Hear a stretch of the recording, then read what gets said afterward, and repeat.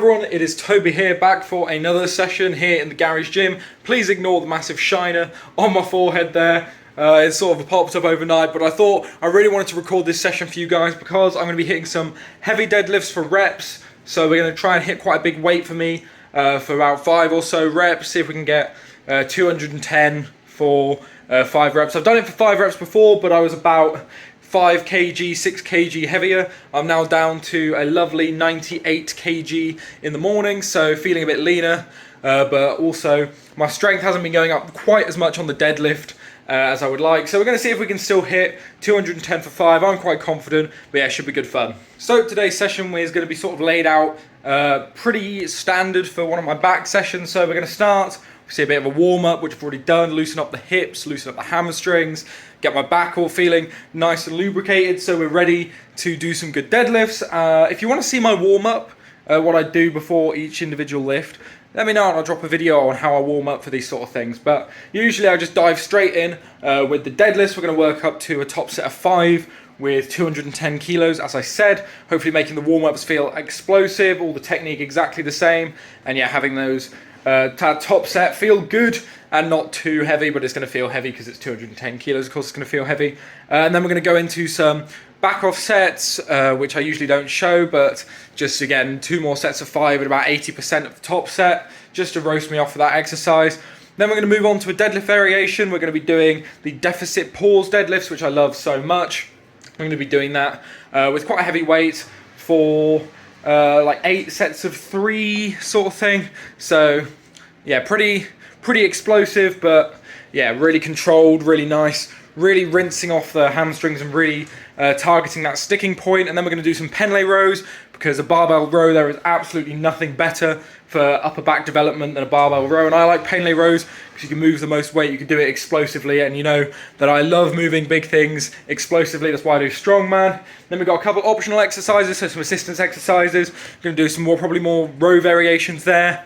And then we're going to finish off with maximum pull-ups, and yeah, always finish with a bodyweight finisher. But that's just how my sessions are laid out. So without further ado, let's jump straight in with the deadlift.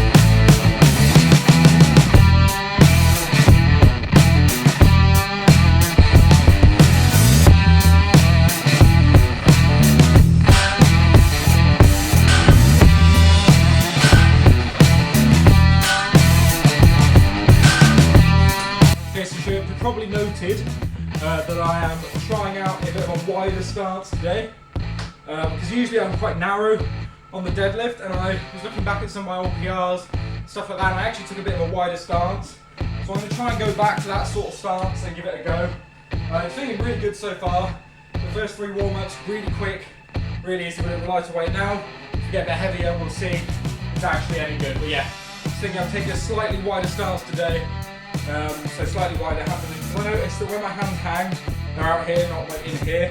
And I noticed on my other deadlifts I was having trouble really pronouncing my chest and rolling my shoulders back. So that's probably due to it being too narrow of a stance. So widen it out a bit, feeling good. Let's see how it feels with the heavy weights.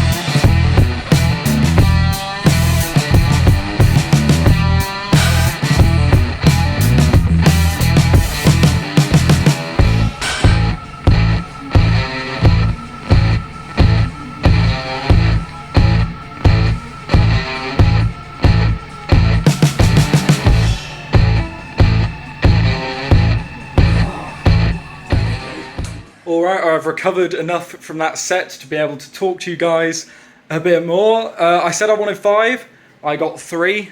That gives me a pretty good idea of where my max is at the minute with deadlift. It's yeah, it's pretty good. I reckon I could have got 4. As you saw, I tried for it twice, but there's a very good reason why I didn't continue trying for it. And if you do strongman or that sort of thing, you'd know that sometimes there is a bit of a risk of certain bodily functions taking place mid-lift. And as I went to try for the 4th attempt, yeah, tiny bit of shit came out, won't lie. So I decided not to push it. I don't really want 5 reps that badly. So yeah, the turtle head came out, sucked it back in, called it at 3, that's fine. And now we're going to do 2 back off sets of 170, which is about 80% of 210. Get 2 sets of 5 of 170. Probably going to be pretty difficult because I'm pretty fried after those. That set of 210. It actually went quite well. I'm quite impressed that I could still get 210 for a good number of reps, despite being 5 or 10 kilos lighter than I was when I did 210 for 5 last. So very, very happy with that. I'm incredibly happy with that. It means my max is somewhere around 220, 225-ish, I reckon. Because, yeah, my max officially is 230. I haven't been able to hit that again since I tried it, since I first got it, and I was a lot heavier when I first got it. So it means my max is probably around 220, 225, that sort of area, hovering just below 500 pounds. And yeah, I mean, I've got a max deadlift coming up soon, so we'll be able to see if I can get 230. I really doubt it though. But yeah, very, very happy with that. I'm going to do some back off sets now, which I'm going to show you guys. Why not? Let's roll the 2 back off sets.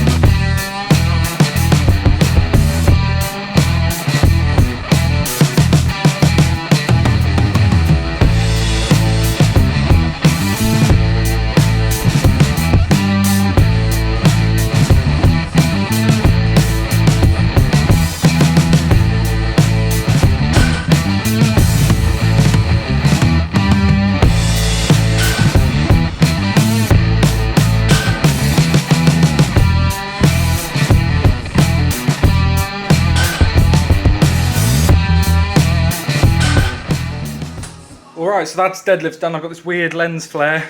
There we go, that's fixed it. The back off sets were pretty brutal. Definitely that second one really took it out of me, as you can see in the video. I had to stop for breath at the top quite a bit. That's more my cardio than anything else, just not being able to hold breath for 5 reps. Obviously, that's something I need to work on, but yeah, feeling good. I can definitely tell where my weaknesses are in the deadlift, and that guides us on to our next exercise very well. So yeah, the next exercise, as you all probably know, as I said at the start of the video, is the deficit paused deadlift. And I know what you're thinking, that sounds disgusting, it sounds horrible. Yeah, but you know what, you don't get gains out of doing stuff that's easy, do you? Well, the deficit deadlift, basically, it's a deadlift variation that targets weaknesses at the bottom half of the deadlift. So for me, my deadlift weakness is getting it off the floor and above the knees. But once I'm moving and above the knees, I have no problem locking out. I've never failed a lockout at the deadlift. I've always got the lockout. It's just whether I can get it to my knees or not. So my weakness is the bottom half of the deadlift, popping it off the floor, keeping it moving with enough momentum to get it past my knees. My upper back strength from that is perfect. It's just, yeah, getting it off the ground is the difficult bit. So that is why the deficit pause deadlift makes such an appearance in my program. It is one of my favorite deadlift variations because it's actually 2 variations combined into one. So it is the deficit deadlift where you stand on a couple inches or an inch or two worth of plates, pads, boxes, whatever, just to raise yourself up, which lowers the starting point of the deadlift to below the normal height you would normally pull. So normally a deadlift is about 8.5, 9 inches off the ground is where you start. If you add an inch or two on the bottom, that brings it down to 5 or 6 inches, which makes the pull a lot longer, and it's a lot longer until it's above your knees. So there's more time under tension in the bottom half of the movement. So that is one way of getting the weakness from the floor working better, giving more focus to the bottom half of the movement by doing deficit deadlifts is one perfect way. But I combine that with another way that I do deadlifts, and it is the pause. So if you pause at your usual sticking point, so for me, if I get it off the floor, I usually get it off the floor 1.5 inches, 2 inches before I then run into trouble at a sticking point, which is about halfway up my shins. So if you do a deadlift and you pause at the shins and then rock it through it, then you're getting more time stuck at that sticking point and teaching your body to just blast through it, and it will be ready for when the deadlift gets stuck at that point, because you train it stuck at that point, if that makes sense, so you can blast through it. And by combining those two into one exercise, it's kind of like a bit of a superset for me, so a deficit pause. So I'm working the bottom half of the movement and I'm also working that sticking point in the same exercise. And of course, everyone knows that to get better at an exercise, you just have to do it more. So that is why I focus so much on deadlift, because I really want a big deadlift. I think there's no better lift to get a big number in. So what I do is I start the session off with normal deadlifts, obviously the variation that I want to get the PR in. I want to get a normal deadlift PR, and once my body is tired of doing normal deadlifts at a heavy weight, I drop the weight down to 50-60% of what I'm capable of, and then I do the deficit pause. So I use a lighter weight, so the intensity on my body is less, but the time under tension is a lot higher because I am doing a longer pull, I'm pausing, and it's really roasting those weak points that maybe don't get roasted enough with the normal deadlift. So it's one of those perfect exercises to follow up deadlifts with, because you don't have to get out any new equipment. You just unload the bar from the top set you're already working, and then you can just unload the bar down. You don't have to change anything, you just need to stand on a couple pads. And that's why I also follow up with Pendlay rows, because then you just unload the bar even more without having to get a new bar and re-rack it and everything. You just unload the bar a bit more and it's already set up for you. So it's minimal setup for those 3 exercises in a row. You just use the same station. And of course, if you use a commercial gym, a lot of people do get annoyed at you because you're hogging the platform or hogging the bar, because you're just doing 3 exercises in a row.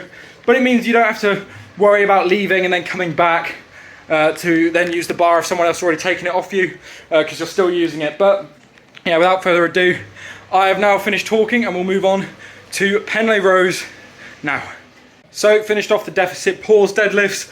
They were the main sort of exercise I wanted to cover in today's session, so I gave them good lot of detail there. My hair is well in need of a haircut, hence you've seen a lot of the hat recently. Get one soon, don't worry. But anyway, they were brutal. My lower back and glutes is absolutely on fire. It's obviously the part of the body that the deadlift off the floor and the pause is really affecting. The hamstrings, my hamstrings aren't so much. I've got pretty strong hamstrings, so they're not feeling it too badly, but they're the sort of thing that's going to feel it tomorrow morning. But anyway, yeah, next thing we're going to do is the Pendlay rows.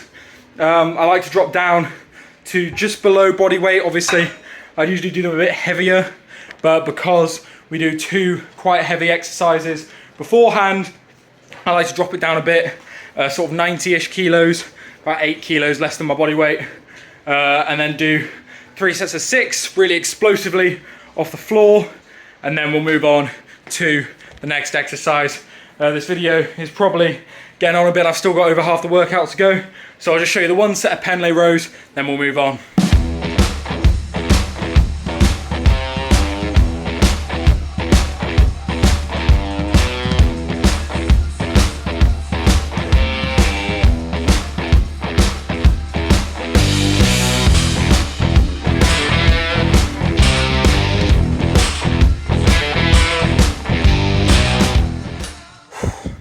Okay, Pendlay rows done. As you can see there, really explosive.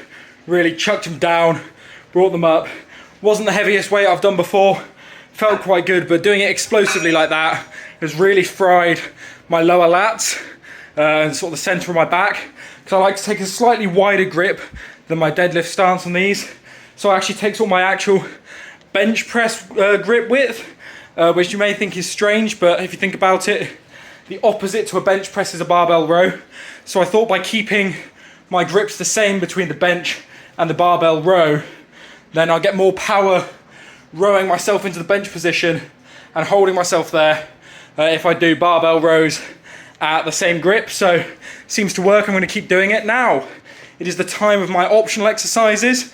What these are is not optional, like I have to do 2 exercises, but they're assistance exercises that I get to choose which ones I do, because some weeks I feel less energized, some weeks I don't want to do certain exercises. All depends on how I feel. So by keeping this bit of customized lifting here, I keep the sessions interesting. I base it off feel. I can listen to my body a bit more. So right now I'm pretty fried. My lower back is pretty gone. My glutes are pretty gone. So I'm not going to add in something like glute bridges to work the glutes more, back extensions to work the lower back.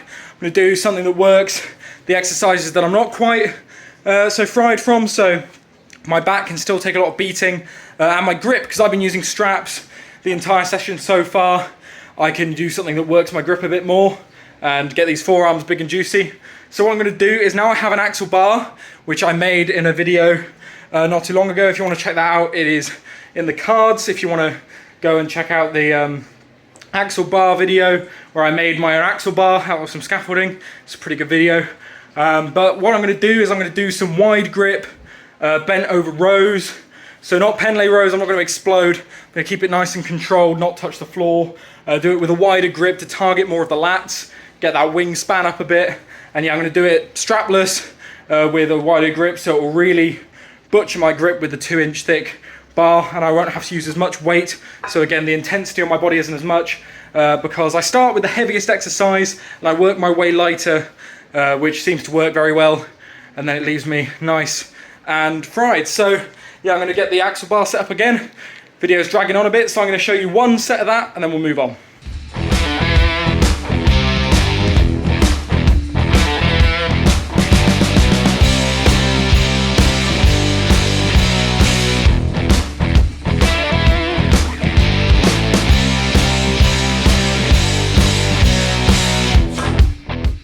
So I did a couple sets of 10 with 60 kilo there on the axle. Did a bit of a wider grip to target the lats more. And yeah, I'm feeling it. My grip is really, really roasted. I don't know if you can see how pumped my forearm is there, but it is. It's really pumped. That really roasts when you take the wider grip, just your thumb and index finger like that. That sort of area really hurts. And that's really good grip strength work that I should really incorporate more. So I'm going to do them a bit more. But the final exercise, so I fly on my screen there.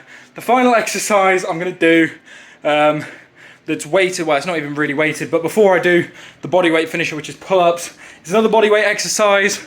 I'm going to do body weight rows. So put a bar across the rack, row up into it, hold for a second, and go back down. Just do as many of them as feels comfortable.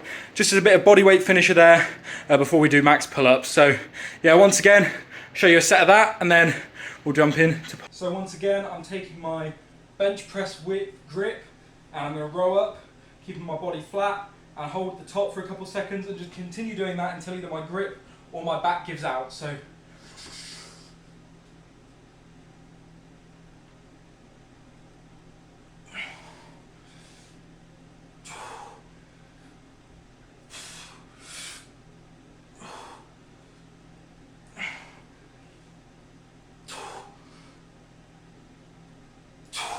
okay. Yeah, my grip sort of gave out at the same time as my rear delts there, which is a bit strange. So yeah, that's that. I'm going to do a couple more sets of that, and it's really a good finisher before you move on to pull-ups. So yeah, they're done. Final exercise, bodyweight finisher, is pull-ups. So you do as many pull-ups as you can. For me, usually about 5, but I don't know if it'll be today. My back is pretty roasted, but yeah, usually 5 at the end of one of these sessions is where I end up. Do that as many times as you can. Rest, if you've got a training partner, rest while they do theirs, or just rest 1 or 2 minutes, not too long. Go again, do that 3 times, so you get 3 sets of pull-ups to absolute failure. And trust me, it hurts and is a really good finisher for your deadlift day. So I'll do a couple sets of that and then I'll catch back with you for the outro.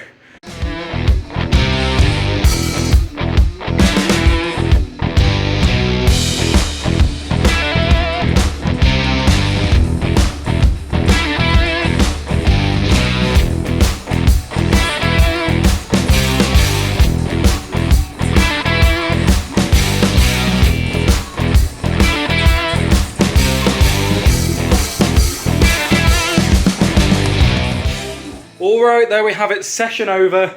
Finished off pull-ups. I was actually happy with pull-ups. I usually get like 5, then 2, then none.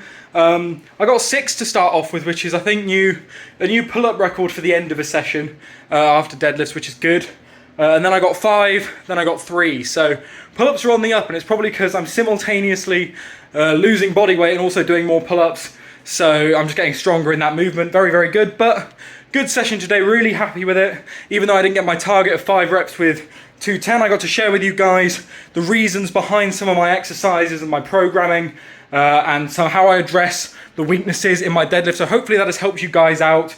Of course, comment down below if it has, or anything else you want to see on the channel. I'll be sure to make a video for you guys. Usually I read every single comment, I reply to every single comment. At the minute I'm pushing for 200 subscribers by the end of the year. We're on 189 at the time of recording. So if you have made it this far and you haven't hit subscribe, please consider doing so because it would really help me out and it would be a great goal to hit by the end of the year. But otherwise, if you like the video, please be sure to leave a like down below because that would help YouTube push it and know to recommend it to other people because it's a good video and they may enjoy it. And also comment down below, as I said, anything you want to see on the channel, any feedback you have for me, anything like that, or if you just enjoyed the video, let me know. Anyway, thank you guys so much for watching. If you want to follow me on Instagram and TikTok and Twitter, links are in the description down below. And also, yeah, thank you guys so much for watching. Hope you enjoyed. I've been Toby and I'll see you in the next video.